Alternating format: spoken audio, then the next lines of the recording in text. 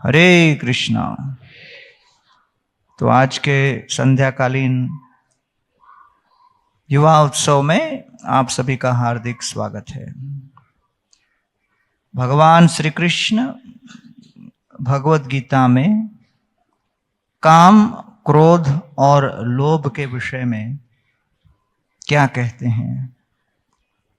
त्रिविधम नरकस्येदम द्वारम नाशनमात्मन कामं क्रोधम तथा लोभम तस्मात् एतत् त्रयं त्यजेत। हे अर्जुन,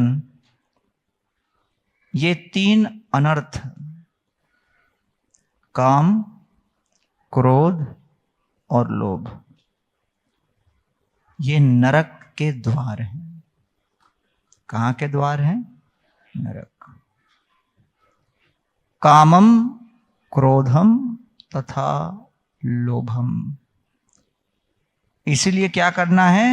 तस्मात् एतत् त्रयं त्यजेत। इनको पूर्णतः उन्मूलन कर नष्ट करना है। अर्जुन के मन में प्रश्न उठता है कि ये काम, क्रोध, लोभ, ये सब कब तक बद्ध जीव को सताएगा? कभी लगता है कि भाई भौतिक जगत में भी जब हम कोई काम करते हैं, सेवा करते हैं, नौकरी करते हैं, व्यवसाय करते हैं, तो एक सेवा निवृत्ति की आयु होती है, रिटायरमेंट एज होता है। तो हम लोग काम, क्रोध की सेवा कितने वर्ष तक करें, और वो कौन सा रिटायरमेंट एज है जिसके बाद हमको काम, क्रोध इत्यादि की सेवा नहीं करनी पड़ेगी? हर एक जगह रिटायरमेंट एज है। तो काम और क्रोध की कब तक हम सेवा करेंगे? शक्नोति हैव यः सोढुं प्राक् शरीर विमोक्षणात् काम क्रोधोद्भवं वेगम सह युक्त सह सुखी नर। कृष्ण कहते अर्जुन, भूल जाओ, कोई रिटायरमेंट एज नहीं है। काम और क्रोध निरंतर सताते रहेंगे। शक्नोति हैव यः सोढुं, आपको सहन करना होगा इनके आक्रमणों को। प्राक शरीर विमोक्षणात्, मृत्यु तक, मृत्यु के अंतिम पल तक ये काम और क्रोध विषधर भुजंग की भांति फुफकार मारते हुए डंक मारेंगे, आपकी विवेक शक्ति को समाप्त करेंगे, आपके सद्बुद्धि को तिरोहित कर भगवत ज्ञान, आध्यात्मिक ज्ञान को पूरी तरह आच्छादित कर देंगे। ये माया जवनिका मृत्यु के अंतिम क्षण तक आप पर आक्रमण करती रहेगी। तो ये मत सोचो थोड़े समय के बाद मुक्त हो जाएंगे। इसलिए अर्जुन प्रश्न पूछते हैं भगवान श्री कृष्ण को। क्या प्रश्न होता है? अथ केन प्रयुक्तोऽयं पापं चरति पुरुष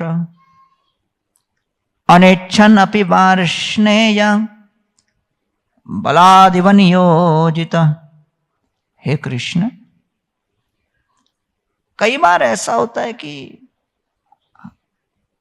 मन के अंतःकरण में आभास होता है कि ये कार्य नहीं करना चाहिए, ये गलत है, ये उपयुक्त नहीं है, ये पाप है, ये समझ में आता है। पापम चरति पुरुष, हम समझते हैं इस बात को कि ये अनुचित है, ये आदत ठीक नहीं है। लेकिन अनिच्छन अपि, इच्छा न करते हुए भी बलाद इव नियोजित, ऐसा लगता है कि बलपूर्वक हमें खींचा जा रहा है, बलपूर्वक उस कार्य को करने के लिए वशीभूत किया जा रहा है। जबरदस्ती सर को पकड़कर नदी के अंदर डुबकी मारा जा रहा है।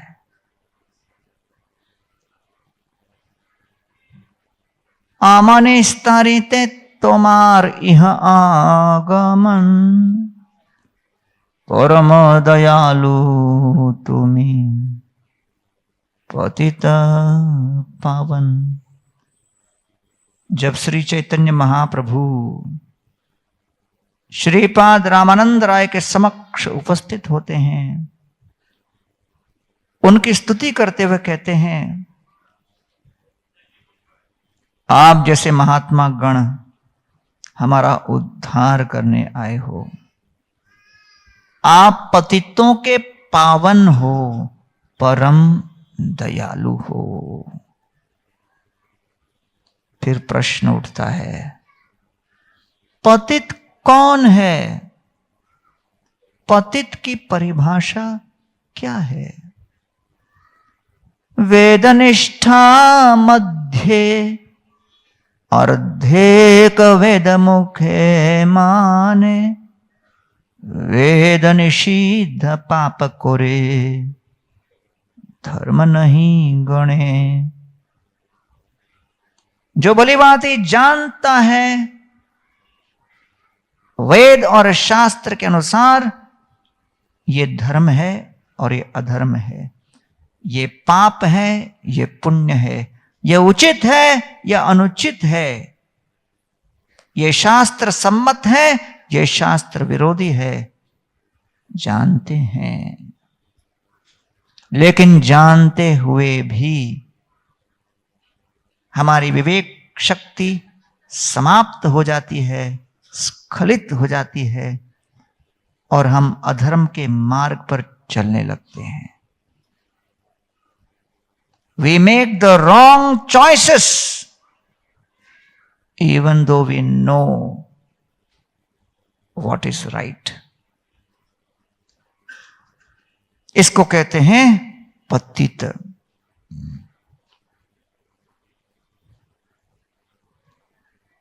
जब मैं आईआईटी में था तो उस समय प्रचार करने हमारे पास प्रचारक आते थे, तो उन्होंने जगाई और मदाई की कथा सुनाई और बड़ा रोमांचक कथा था कि पूरा बंगाल दो सबसे बड़े शैतान को भक्त बनता देखते हुए भक्त बन गए कि अगर जगाई और मदाई जैसे लोग अगर भक्त बन सकते हैं तो कोई भी बन सकता है। तो उससे इतना उत्साह फैल गया कि पूरा बंगाल भक्त बन गया। तो उस कथा को सुनकर मैं भी उत्साह में आ गया। मुझे लगा हॉस्टल का सबसे बड़ा गया गुजरा को पकड़ के लाता हूं। अगर वो भक्त बन गया तो पूरा हॉस्टल बन जाएगा, अपना प्रचार ही इजी हो जाएगा। मैं भी बिल्कुल नया नया था, 1 आध महीना हुआ था। पूरे उत्साह के साथ में हॉस्टल में गया। मेरा एक दोस्त था जो दिन रात दारू के नशे में डूबा रहता था, तो मैं उसके पास गया। वो नशे में था, हाथ में बोतल भी थी वो, लेकिन उसके लिए नॉर्मल ही था। तो मैंने कहा, शनिवार को मेरे साथ चलना है, प्रोग्राम है। वो कहता है, कौन सा प्रोग्राम? मैंने कहा, गीता का लेक्चर। वो कहता है, पी के आए हो क्या? किसको बुला रहे हो? बोतल दिखा के बोला है, मुझ जैसा आदमी गीता के लेक्चर में जाएगा? दिमाग खराब हो गया क्या तुम्हारा? मैंने कहा, भाई हर पापी का कोई ना कोई भविष्य तो होता ही है।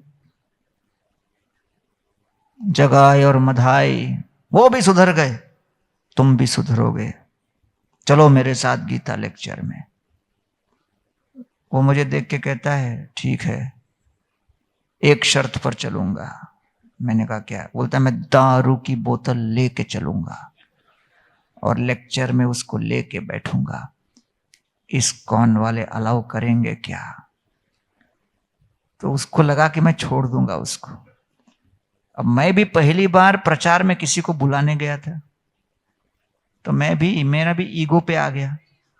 अब इसको बुलाए तो छोड़ूंगा नहीं, लेके ही चलूंगा। कभी कभी स्टार्टिंग में हम लोग का बहुत वो रहता है कि अगर अपन ने किसी को पकड़ लिया तो उसको छोड़ना नहीं। तो मैंने कहा इसको तो वहां बिठा के ही छोड़ूंगा। तो कहता दारू की बोतल लेके बैठूंगा, अलाउड है क्या? तो मैं भी कंफ्यूज हो गया, यार ये क्या बोल दिया इसने। फिर मैंने सोचा मंदिर में फोन करके पूछ लेते हैं कि भाई मेरे एक दोस्त एक आना चाहते हैं, बोतल लेके आएगा। नया नया था, मुझे पता नहीं रूल्स क्या रेगुलेशंस क्या, मुझे लगा शायद ऐसा अलाउड नहीं है, लेकिन पूछ लेते। तो फिर मुझे लगा मंदिर वाले बोलेंगे तू भी मत आ, ऐसे गए गुजरे लोग हमको नहीं चाहिए। तो मैंने कहा ठीक है जो भी हो, मेरे को पूछ रहा है, देख लेंगे, एडजस्ट कर लेंगे, प्रोग्राम तक तो लेके चलते हैं। मैंने कहा चलो मेरे साथ।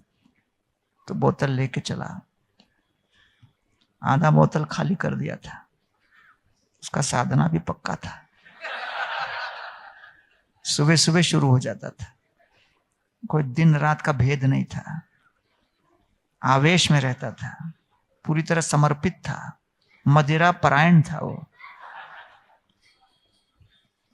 हम लोग गए, प्रोग्राम में प्रवेश करने के पहले मैंने उससे निवेदन किया, भाई यहां तक तो लेके आया, हॉल के अंदर, कमरे के अंदर मत लेके चलो, अच्छा नहीं लगता। ये दरवाजा है, उसके ऊपर छोटा सा विंडो है, वहां रख दो। वो देख के बोलता है इस्कॉन वाला पी तो नहीं जाएगा। मैंने कहा नालायक, ये लोग इतने शरीफ हैं, चाय कॉफी तक नहीं पीते, पता है क्या? फिर भी जिंदा है ये लोग। तो तुम क्या बात कर रहे हो? 4 नियम पता है क्या ये लोग कितना स्ट्रिक्टली फॉलो करते हैं? ये अच्छा अच्छा ठीक है ठीक है, मैंने ऐसे ही पूछा बस। रख दिया, अंदर चलने लगा। मैंने कहा मेरा भी शर्त है, तुम मुंह नहीं खोलेगा क्योंकि बदबू आएगी, दारू की बदबू आएगी, मैं पकड़ा जाऊंगा कि किस गए गुजरे को लेके आ गए। चुपचाप बैठो, ध्यान से सुनो, जीवन सुधर जाएगा। तो वो सब ठीक है, लेकिन लास्ट में खाना मिलेगा ना? मैंने कहा हाँ, प्रसाद लास्ट में मिलेगा, चुपचाप बैठना। वहां के बैठ गए। हमेशा प्रोग्राम में मैं और मेरा एक दोस्त 2 ही लोग रहते थे, उस दिन 3 लोग थे। तो तीसरा आदमी को देख के प्रचारक भी खुश हो गए कि भाई क्राउड बढ़ गया अपना आज। तो उनसे पूछताछ करने लगे, नाम क्या है बेटा आपका? मैंने उत्तर दिया इनका नाम फलाना फलाना है। कौन से ब्रांच में हो? मैंने उत्तर दिया केमिकल इंजीनियरिंग। कौन से ईयर में? मैंने उत्तर दिया लास्ट ईयर में। वो सोच रहे यार, प्रश्न मैं इनको पूछ रहा हूं, उत्तर ये क्यों दे रहा है? तो मैंने कहा प्रभु जी, मेरा दोस्त बहुत शर्माता है, संकोच करता है। तो बोला अच्छा अच्छा कोई बात नहीं। लेक्चर शुरू हुआ।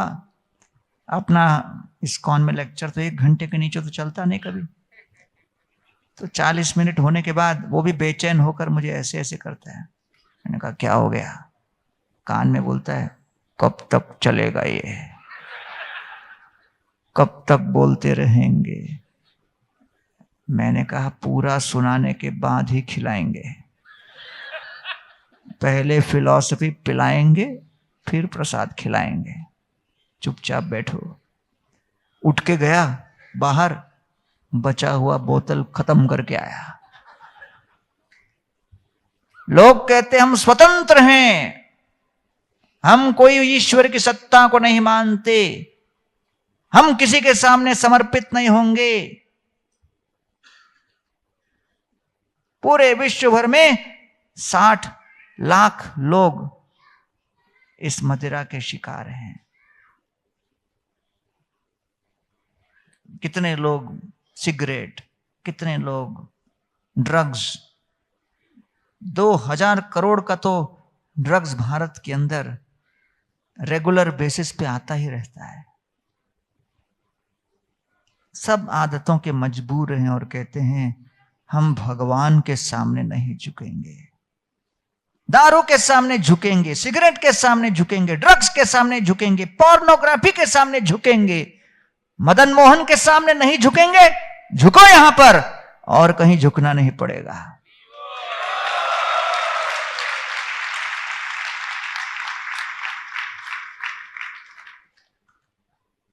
तो इसलिए वो जब आकर बैठ गया वापस, लेक्चर खत्म हुआ, फिर जो प्रचारक थे उन्होंने पूछा माला करोगे? वो कहते हाँ। वो माला देख के वो कहते हाँ दो दो दो। मैंने कहा भैया तू कहाँ करने वाला? बोले मेरे को ऑफर कर रहे, मैं लूंगा। माला लिया, गले में लगाया। बगल में एक मिरर था, उसमें देख के मेरे को बोलता है स्मार्ट लग रहा हूं यार। मैंने कहा यार गले में लगाने के लिए नहीं, हाथ में जपने के लिए। बोलो वो अच्छा, हाथ में लिया। फिर हॉस्टल में गया, एक हाथ में माला, दूसरे हाथ में दारू की बोतल। बोलता है मैं इस्कॉन ज्वाइन हो गया।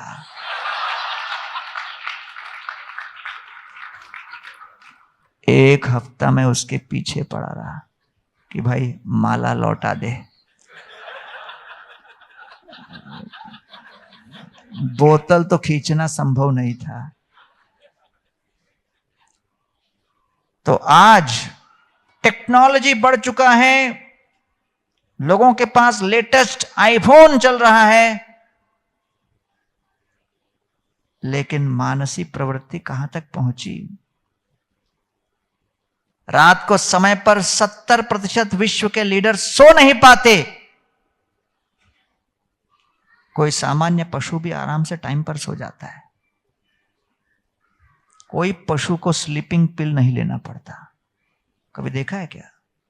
बीच सड़क में भी कुत्ता आराम से सो जाता है। बगल से ट्रक चल रहा है, पा पा पा, कोई तकिया नहीं, कोई बिस्तर नहीं, कोई एसी नहीं। बीच में उसको जगह भी दो तो जगेगा, फिर वापस सो जाएगा। अरे इतना हमने आगे बढ़कर इतना सब कुछ कर लिया, लेकिन आहार, निद्रा, भय, मैथुन, उसके ऊपर नियंत्रण लगभग समाप्त हो चुका। इसलिए बहुत बहुत बड़ी चुनौती है मानव समाज के सामने कि कैसे हम इन तत्वों पर नियंत्रण करें। तो इसलिए भगवान श्री कृष्ण को जब अर्जुन पूछते हैं अनिच्छन्नपि वार्ष्णेय, जय श्री राधा मदन मोहन देव भगवान की, श्री श्री कृष्ण बलराम भगवान की, श्री श्री जगन्नाथ बलदेव सुभद्रा मैया की, श्री श्री गौर निताय की, श्री श्री नरसिंह देव भगवान की। तो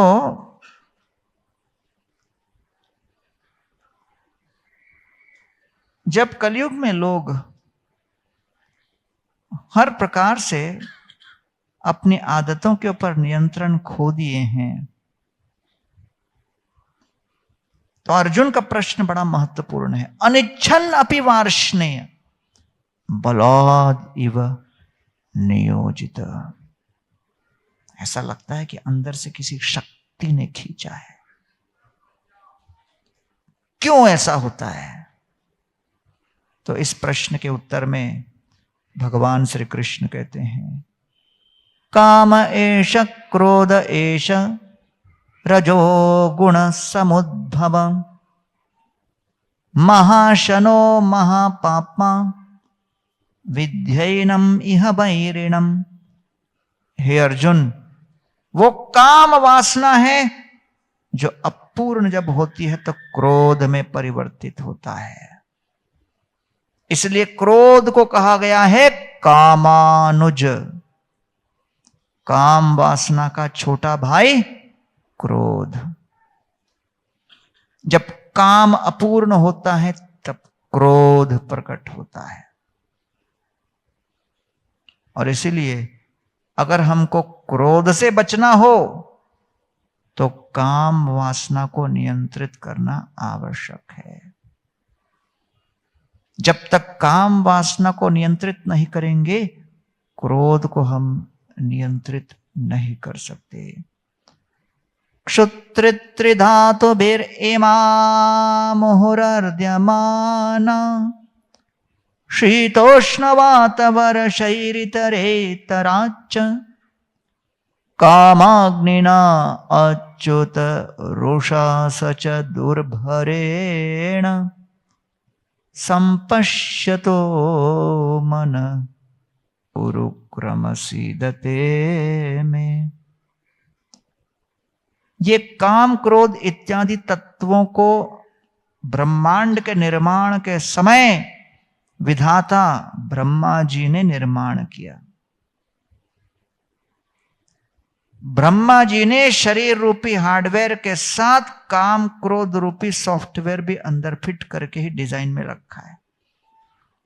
क्षुत भूख, त्रित प्यास, त्रिधातुभिर कफ वात पित्त का शरीर, मुहुरर्द्यमाना बारंबार जो हमें परेशान करे, शीत उष्ण वात वर्षई इतरेतराच, और बाहर से गर्मी सर्दी विभिन्न प्रकार के उत्पात, मौसमी उत्पात, और अंदर मन के भीतर काम अग्निना अच्युत रुषा सच दुर्भरेण, कामाग्नि और ऐसा क्रोध रोष जो आसानी से समाप्त न हो, अच्युत रुषा, इनडिफटिगेबल एंगर, प्रभुपाद का ट्रांसलेशन है word to word, indefatigable anger. Fatigue मतलब थक जाना। तो क्रोध कैसा फिट किया है ब्रह्मा जी ने, जो इतनी जल्दी थकेगा नहीं, थकेगा नहीं, समाप्त नहीं होगा, जवान रहेगा। शरीर भले बूढ़ा हो जाए लेकिन वो क्रोध बिल्कुल मूड में रहेगा, थकेगा नहीं। बड़ा सुंदर शब्द है अच्युत रुषा। रुषा मतलब क्रोध, लेकिन उसके आगे विश्लेषण क्या दिया गया है, अच्युत। अच्युत मीन्स इनफैलिबल, इनडिफटिगेबल, जिसके अंदर कभी फटीग, कभी थकान ना आए, हमेशा तैयार प्रकट होने के लिए। यह है क्रोध का परिणाम। और इसलिए ये क्रोध फिर बताया गया है, जब रुद्र तैयार होते हैं तो पूरे शरीर के हर स्थान पर वो प्रकट हो जाते हैं। हृदय में, इंद्रियों में, मन में, नेत्रों में। जब व्यक्ति क्रोधित होता है तो नेत्रों पे उसका असर पड़ता है, जिह्वा पर, वाणी के माध्यम से फिर क्रोध व्यक्त होता है, और फिर हाथ पैर में बहुत क्रोध बढ़ जाता है तो आदमी फिर हाथ पैर चलाने लगता है। तो ये सब रुद्रा प्रिंसिपल तीसरे स्कंद में बताया गया है। रुद्र बैठे हुए हैं। तो हो सकता है कभी किसी को लगे, अरे छोटे छोटे मासूम बच्चे, उनके अंदर थोड़ी क्रोध होता है। तो कभी कभी बच्चे भी बड़े प्रेम से यूं ऐसे मारेंगे आपको, तो आपको लगेगा वो सहला रहे हैं हमको, लेकिन अंदर बैठा हुआ रुद्र है। वो केवल साइज छोटा है हाथ का, इसलिए समझ नहीं आ रहा उसका प्रभाव क्या है, लेकिन है वही रुद्र। वो प्रकट होगा आगे चलकर, और फिर मारपीट। तो वो रुद्र है वहां पर। अर्थात हमको ये नहीं समझना चाहिए कि क्रोध कुछ बस मन का वहम है, मन में है तो है, नहीं है तो नहीं। भैया डिजाइन में ही फिट किया है, so you can not deny it. मंदिर में बहुत साल पहले कोई, जब मैं पूजा में था, तो किसी ने आकर एक मुझे एक बैग दिया और कहा इसको भोग लगाओ। मैंने अंदर देखा बॉक्सिंग का ग्लव्स था। मैंने कहा अरे पागल हो क्या यार, ये कैसे भोग लगाए? वो बोलता है मैं बॉक्सर हूं और अभी आपका गीता कोर्स अटेंड किया, उसमें कहा कि जो भी नया लो भगवान को भोग लगाओ। तो मैं बॉक्सर हूं, नया ग्लव्स लिया, भोग लगाना चाहता हूं। सिंसियर स्टूडेंट हूं गीता का, भोग लगाओ चुपचाप, बहस मत करो। तो मैंने ग्लव्स को भगवान के सामने रखा और कहा प्रभु क्या प्रार्थना करूं समझ में नहीं आ रहा, जो करना है आप करो। उसको उठाकर मैंने फिर बैग में रखा और उनको बैग देते हुए बॉक्सिंग ग्लोव्स लौटाते हुए पूछा अब भोग लग गया, अब क्या करोगे? वो कहता है जिसको भी मारूंगा गोपीनाथ का महाप्रसाद मिलेगा।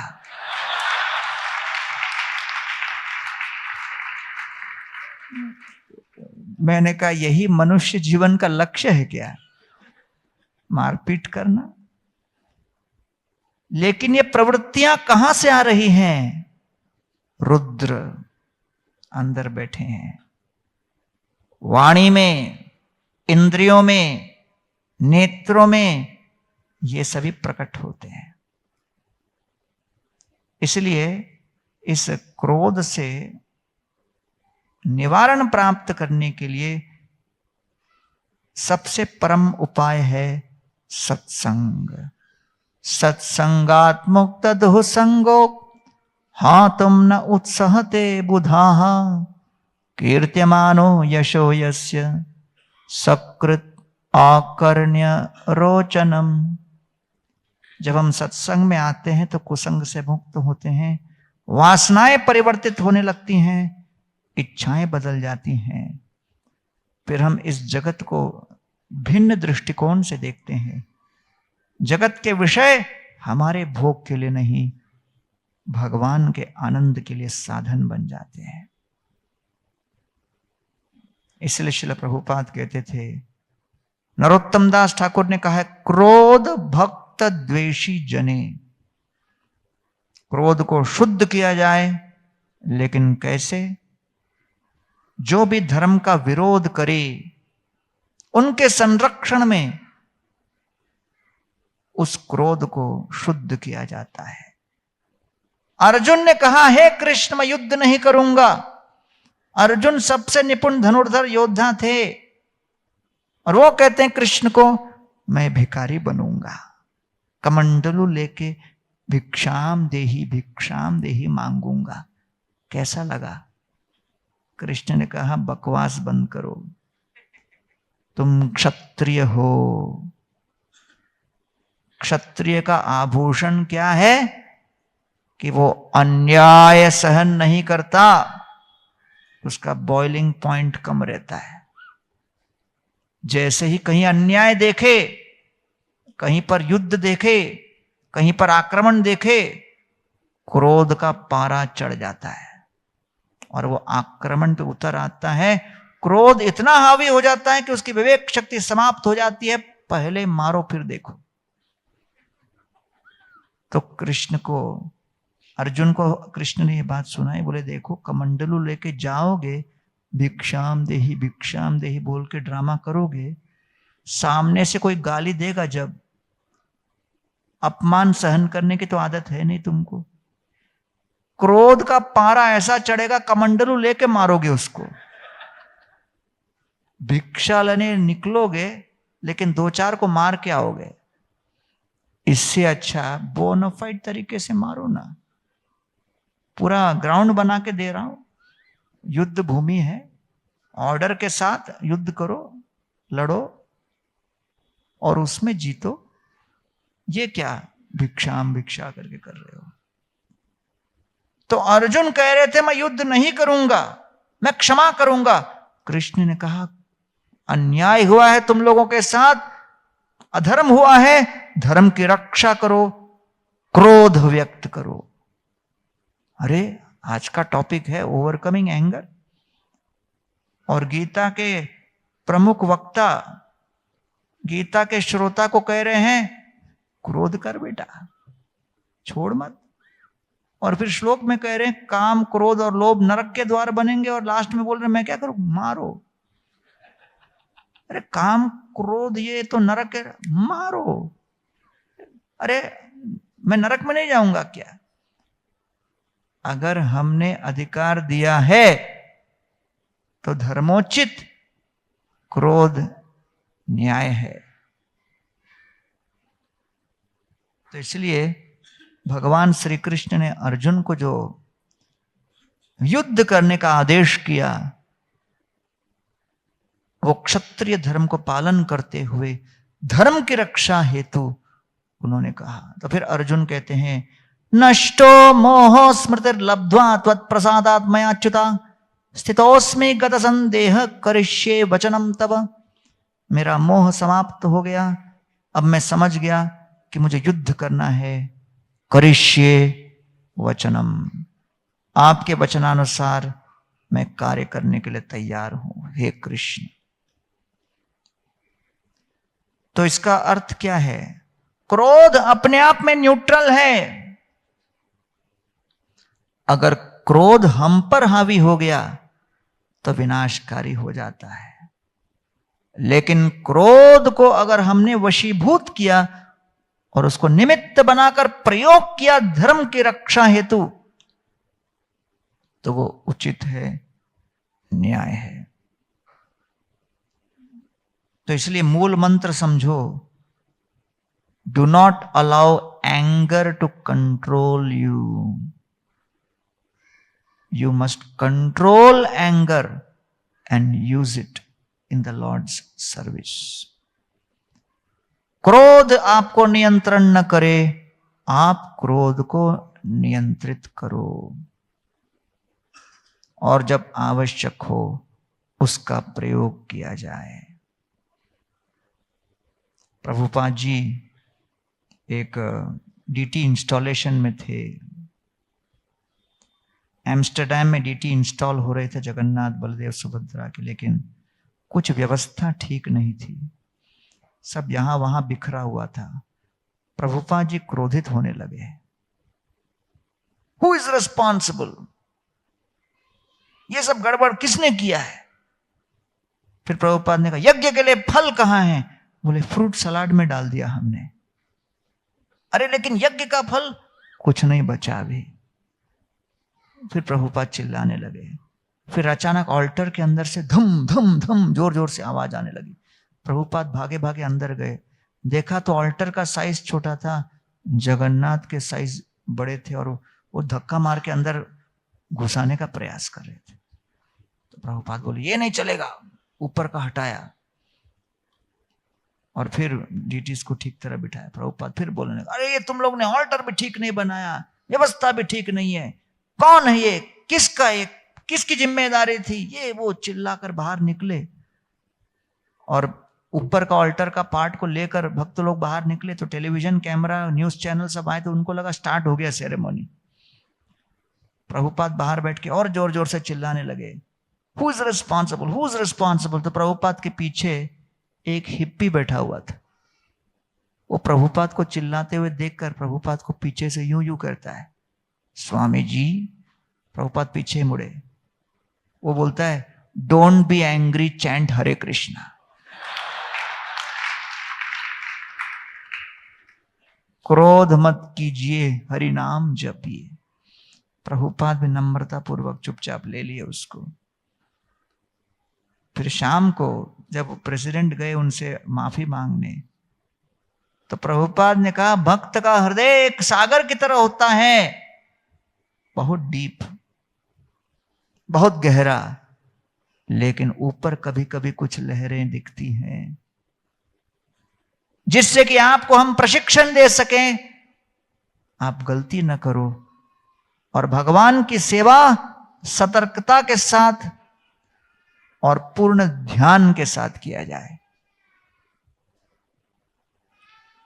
तो इसलिए कभी कभी शिष्यों को सही मार्ग दिखाने के लिए गुरुजन क्रोध व्यक्त करते हैं, जिससे लोग सही मार्ग पर स्थित हो जाएं। श्याम सुंदर प्रभु बताते हैं कि जब वो भारत में आए, प्रभुपाद जी को उन्होंने प्रस्ताव दिया कि हम लोग क्रॉस मैदान में प्रोग्राम करेंगे। प्रभुपाद ने कहा बहुत बढ़िया आइडिया है। तो फिर एक लाइफ मेंबर से गाड़ी ली, कलबा देवी मार्केट से वो चला रहे थे, भारत में पहली बार गाड़ी चला रहे थे। अब कलबा देवी मार्केट में इतनी भीड़ होती है, अमेरिकन व्यक्ति जिसने अमेरिका के खुले रास्ते में चलाया है, भारत के ऐसे रास्ते पे चला रहे थे जहां पे सब कोई भाग रहे, यहां वहां कंफ्यूज हो रहे थे कि किस दिशा में चलूं। और बचते बचते चलाते चलाते अचानक किसी को ठोकर मार दिया और वो व्यक्ति सामने गिर पड़ा। अब श्याम सुंदर प्रभु घबरा गए। सुना था अगर ऐसा हादसा हो जाता है तो भारत में तो जनता उधर ही मार मार कर चटनी निकाल देती है। ऐसा मीडिया में उन्होंने सुना था तो डर गए, बोले अब क्या होगा। हाथ में माला लेके जपने लगे, हरे कृष्ण हरे कृष्ण। चारों तरफ भीड़ इकट्ठा हो गई, अंदर लोग देखे कौन है। फिर अगले ही क्षण सामने जो व्यक्ति गिरा हुआ था उसको पकड़ के पिटाई करने लगे। तो श्याम सुंदर प्रभु सोचे ये क्या गलती मैंने की, पिटाई उसकी क्यों हो रही है। फिर सोचा शायद भारत में वहां से स्टार्ट करते होंगे, फिर बाद में मेरा नंबर आएगा। और डर गए क्योंकि देख रहे थे कैसे पीट रहे थे। बोले अरे बाप रे, हरे कृष्ण और जोर से जपने लगे। फिर वो भीड़ पीछे साइड में हट गई और एक व्यक्ति एक बोले निकलो आगे बढ़ो। श्याम सुंदर को उसे रहा नहीं गया, बोले यार गलती तो मैंने की, पिटाई उसकी क्यों हुई। वो कहता अरे तुम कृष्ण के भक्त का वेश धारण किए हो, उसकी हिम्मत कैसे हुई आपको डिस्टर्ब करने की। अरे बाप रे बाप, वैदिक सभ्यता भारत में ऐसी है कि कोई वेश भी धारण करे तो इतना सम्मान, तो कितना बड़ा उत्तरदायित्व बनता है कि ठीक तरह से हम शिष्टाचार पालन करें। तो इसलिए क्रोध या तो शत्रु बनेगा या शत्रु को दमन करने के लिए एक अस्त्र बनेगा। तो ये दो पहलू हमें समझना आवश्यक है। और इसीलिए जब हम सत्संग में आते हैं, उस सत्संग में काम क्रोध लोभ मोह मद मत्सर से बचने के लिए हम लोग उपाय ढूंढते हैं। भक्ति मोह प्रवहताम त्वयि में प्रसंगो भूयात अनंत महताम ममलाशयानाम ये नोंजसोल्बनमुरु भगवद भवब्धिम नेशे भवत गुणगतामृतपान मत्त। ध्रुव महाराज जिन्होंने क्रोधावेश में आकर अपनी माता के प्रति क्रोधित होकर वनवास के लिए चले गए थे, अब भगवान श्री विष्णु का दर्शन करने के पश्चात प्रार्थनाओं में कह रहे हैं अरे क्रोध में आकर मैं क्या अनाप शनाप कार्य कर रहा था, लेकिन अब मेरे मन की अभिलाषा है कि केवल भक्तों के संग में बैठकर श्रीमद् भागवत के रस का रसपान करूं। उस पीयूष रस को मैं अपने हृदय और चेतना के अंतःकरण में धारण करके अपने आप को शुद्ध करूं। अन्य मेरे मन की दूसरी कोई अभिलाषा नहीं है। तो इसलिए इस क्रोध से मुक्त होना हो, इस क्रोध को अपने ऊपर हावी होने से बचाना हो, तो इसके लिए 3 उपाय यही हैं। पहला वैष्णव संग। जब वैष्णवों का हम संग करेंगे तो उस संग के माध्यम से स्फूर्ति होगी और फिर हम करेंगे हरिनाम संकीर्तन। और जब हरिनाम संकीर्तन में मन संलग्न होगा तब विवेक शक्ति को स्थिर करने के लिए चाहिए श्रीमद् भागवत श्रवण। और इसलिए परीक्षित महाराज कहते हैं, तिरस्कृता विप्रलब्धा शप्ता क्षिप्ता हता अपि नौस्य तत् प्रतिकुर्वन्ति तद्भक्ताः प्रभवोपि ही। अरे भगवान श्री कृष्ण को माता के गर्भ में उस अवस्था में दर्शन किया, लेकिन केवल शमिक ऋषि को उस अवस्था में देखकर, ध्यान मग्न अवस्था में देखकर इस प्रकार का आभास मैंने किया कि ये मेरा अपमान कर रहे हैं। क्रोधावेश में आकर मैंने मृत सर्प उनके गले में डाल दिया। चक्रवर्ती सम्राट जिन्होंने मां के घर में अंगुष्टम मात्रम मलम स्फुरत पुरडमौलिनम अपीवे दर्शनम श्यामम तड़ित वास समच्युतम, माता के गर्भ में जिन्होंने भगवान श्री कृष्ण के श्यामल वर्ण को और जाज्वल्यमान देह को देखा, विभिन्न प्रकार के आभूषणों से अलंकृत दिव्य स्वरूप को देखा, उस व्यक्ति जिसका नाम था तस्मात् नामना विष्णुराट इति लोके भविष्यति संदेहो महाभाग महाभागवतो महान, जिनका नाम विष्णु राट था, भगवान श्री कृष्ण का दर्शन किए थे, अर्जुन के पौत्र रहे, ऐसे व्यक्ति के मन में भी विकराल क्रोध प्रकट हुआ भगवान की इच्छा से। और तब मृत सर्प को उन्होंने शमिक ऋषि के गले में डाल दिया, जिसके कारण उनके पुत्र श्रृंगी ने उनका भी श्राप दिया कि 7 दिन 7 रात में सर्प आकर, तक्षक आकर इनको डस जाएगा, ये मृत्यु को प्राप्त करेंगे। तो वो कहते हैं कि भाई शमिक ऋषि के पास जाकर क्षमा मांगने की आवश्यकता नहीं, क्योंकि वो पहले ही इस बात से बहुत लज्जित हो जाएंगे कि हम उनके पास गए।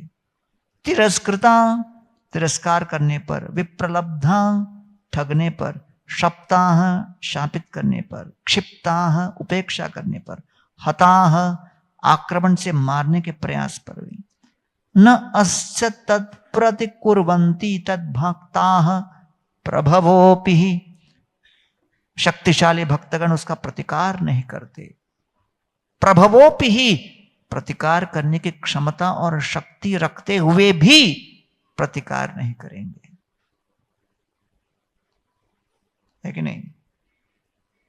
आपको पता है बंबई के लोकल ट्रेन में कितनी भीड़ होती है, लोग धक्का खाकर जा रहे थे, तो किसी व्यक्ति ने एक बड़े से पहलवान के पैर पर पैर दे दिया, तो पहलवान क्रोध में आकर उसको जोर से चाटा मारा। ये 6.5 फुट का पहलवान और ये 5.5 फुट का दुबला पतला आदमी जोर से तब तमाचा खाया। पहलवान को देख के बोलता है, तमाचा क्यों मारा? मजाक में मारा कि क्रोध में मारा? बोला क्रोध में मारा, क्या करेगा? बोले नहीं नहीं, मुझे मजाक पसंद नहीं और कुछ नहीं। अब करेगा भी तो क्या करेगा, है इतना बड़ा पहलवान। तो इसलिए प्रभवोपि ही, आपकी शक्ति होते हुए भी आप क्षमा करो। क्षमया रोचते लक्ष्मीर ब्रह्मी सौरी यथा प्रभा, क्षमया आशु भगवान तुष्यन्ते हरिरीश्वर। भक्त के जीवन में क्षमा इस प्रकार का आभूषण होता है जैसे सूर्य और सूर्य की किरणें, कोयल और उनके मीठा स्वर। अहो अनंत दासानाम महत्वम दृष्ट मध्य में, कृतागसोपि यन राजन मंगलानि समीहसे। दुर्वासा मुनि कहते हैं, आज मैं समझ गया ये कोई सामान्य राजा नहीं, ये वैष्णव भक्त है। क्यों? क्योंकि वैष्णव का ब्लड ग्रुप होता है क्षमा। उनके अंग अंग में, रोम रोम में क्षमा की शक्ति बसती है। क्षमा करना एक शक्ति है, वो भगवान की कृपा से ही हमारे रग रग में संचारित होता है। और इसीलिए जब हम संग में आकर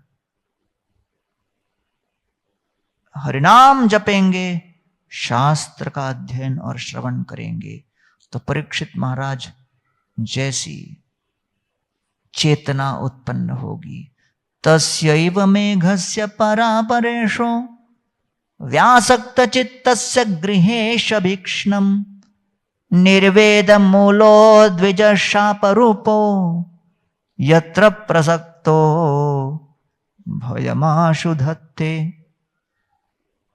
परीक्षित महाराज कहते हैं, हाँ एक समय कली के ऊपर आक्रमण मैंने किया था। कली जब अन्याय कर रहे थे उनका दमन मैंने किया था, लेकिन जब मेरे साथ अन्याय हो उसको मैं अन्याय नहीं मानता, भगवान का प्रेममय हस्ताक्षेप और आलिंगन मानता हूं कि इस अभिश्राप के माध्यम से वो मुझे अपने निकट आलिंगन करते हुए अपने वक्ष स्थल को चूम रहे हैं। ये विपत्ति नहीं, ये भगवान के निकट आने की एक संपत्ति है। माता के गर्भ में भगवान श्री कृष्ण ने अंदर आकर अपने सुदर्शन चक्र के माध्यम से उस ब्रह्मास्त्र को विनाश किया और मुझे बचा लिया, क्योंकि उनकी इच्छा थी कि मेरा जन्म हो। अब भगवान की इच्छा बदल गई, भगवान चाहते हैं कि मेरी मृत्यु हो और श्रीमद् भागवतम का जन्म हो। बहुत साल पहले मैं जेल का एक प्रोग्राम कर रहा था, सामने 500 कैदी बैठे थे। लेक्चर के बाद मैंने कहा कोई प्रश्न है क्या? एक कैदी ने हाथ उठाया, मैंने कहा पूछो। कैदी बोलता है स्टेज पे आके पूछूंगा। मैं घबरा गया, मैंने पुलिस कमिश्नर को पूछा कि भाई कौन है ये, स्टेज पे क्यों आना चाहता है? तो कमिश्नर मेरे कान में बोले 12 मर्डर किया उसने। मैंने कहा मैं 13वां होने वाला हूं क्या? नहीं आने दीजिए उनको। वो स्टेज पे आके बड़ा सिद्धांत वाला प्रश्न पूछे, सारे कैदी लोग बहुत ताली बजाए। फिर बाद में उत्तर देने के बाद मैंने उनसे पूछा, आपने सोचा नहीं कि क्या होगा? इतने पाप करते हुए आपके मन में विचार नहीं आया कि भविष्य क्या होगा? बोले क्या करें, जब क्रोध हावी हो जाता है, विवेक शक्ति समाप्त हो जाती है, चारों तरफ धुंधला छा जाता है। लेकिन जब से मैं जेल में आया हूं, मुझे दिया गया है काम ब्रेल भाषा में किताबों को अनुवाद करने का, और कई ग्रंथों को मैंने ब्रेल भाषा में अनुवाद किया। अभी जो ग्रंथ में अनुवाद कर रहा हूं वो है Bhagavad Gita as it is by Srila Prabhupada. और इस गीता का अनुवाद करके मेरे मन में इच्छा जागृत हुई है कि मैं सत्संग करूं। कृपा करके आप सत्संग की व्यवस्था कीजिए। अगले ही सप्ताह हम लोगों ने वहां यरावाड़ा जेल में सत्संग स्टार्ट किया। 5 साल वो सत्संग चला। 100 कैदी 16 माला कर रहे थे।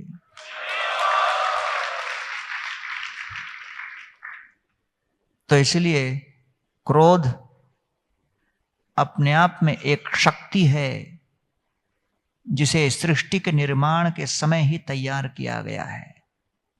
ब्रह्मा जी के द्वारा रुद्र के साक्षात स्वरूप और शरीर के भिन्न भिन्न अंग में है, लेकिन उनको शुद्ध करना हो तो केवल सत्संग में आकर नाम जपते हुए अपने मन और विवेक शक्ति को शुद्ध करते हुए शास्त्र सम्मत बातों को अपने जीवन में उतारकर सही समय पर सही उपाय से उस क्रोध को प्रयोग किया जाए। और क्रोध सबसे अधिक प्रयोग करना हो अपने ही ऊपर, कि हम अपने ही अनर्थों से, अपने ही कमियों से, अपने ही शिथिलता के ऊपर क्रोधित हों और वो क्रोध हमारे सुधार का कारण बने। हम प्रतिदिन ऐसे प्रयास करें कि मैं अपने कल वाले स्वरूप से क्रोधित होकर आज एक नया स्वरूप तैयार करूंगा जो कल से अधिक सुधरा होगा। तो ये क्रोध करने की सबसे उत्तम उपाय है। Be angry with your yesterday self so that you are a better person today. and you are able to please Krishna better. Hare Krishna, Krishna Krishna, Hare Hare, Hare Ram, Ram Ram, Hare Hare. तो मैं ISKCON Ujjain, धीर गौर प्रभु, ब्रजेंद्र कृष्ण प्रभु, प्रेम भक्ति प्रभु, भक्ति प्रेम महाराज, सभी यहाँ के youth preachers, सबको मैं धन्यवाद देता हूँ, साधुवाद करता हूँ कि आप लोग युवा पीढ़ी में सनातन धर्म का प्रचार प्रसार करते हुए 6.5 लाख स्टूडेंट्स को भगवत गीता का कॉन्टेस्ट में आपने पास कराया। हरि बोल। ये अपने आप में एक वर्ल्ड रिकॉर्ड है और आशा है कि इस वर्ष उसको और आगे बढ़ाओगे और कम से कम 2 करोड़ स्टूडेंट्स इसमें भाग लेंगे। तो इन शब्दों के साथ मैं आज की कथा को यहीं विराम देता हूं। बहुत बहुत धन्यवाद। हरे कृष्ण।